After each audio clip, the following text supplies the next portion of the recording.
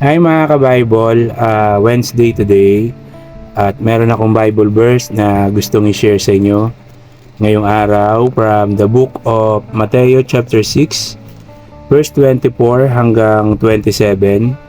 So ito yung mabasa natin. So Matthew chapter 6 verse 24 hanggang 27. So ito yung mabasa natin. Diyos o kayamanan, walang aliping makakapaglingkod ng sabay sa dalawang Panginoon, sapagkat kapupuotan niya ang isa at iibigin ang ikalawa. Paglilingkuran ng tapat ang isa at hahamakin ang ikalawa.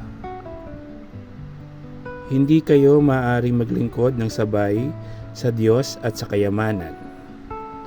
Kaya't sinasabi ko sa inyo, huwag kayong mabalisa tungkol sa inyong kakainin at sa inyong iinumin, upang kayo mabuhay o kayo'y tungkol sa susuotin ng inyong katawan.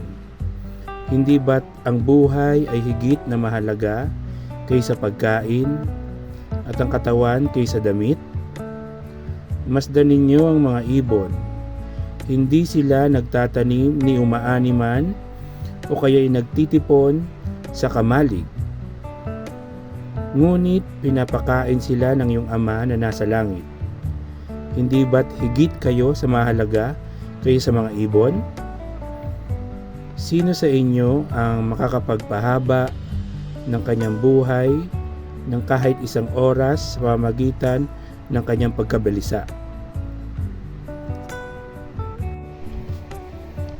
So, yun po yung mensahe sa atin ngayong araw ng Mateo chapter 6 verse 24 hanggang 27.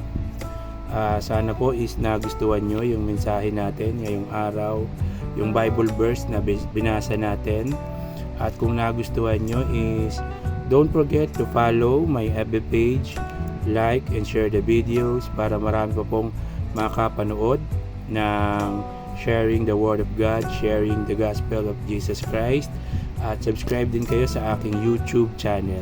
So keep safe, God bless, always remember, Jesus loves you. Bye-bye! Hi mga ka-Bible! Wednesday today at meron akong Bible verse na gustong i-share sa inyo ngayong araw from the book of Awit chapter 56 verse 3 hanggang 4.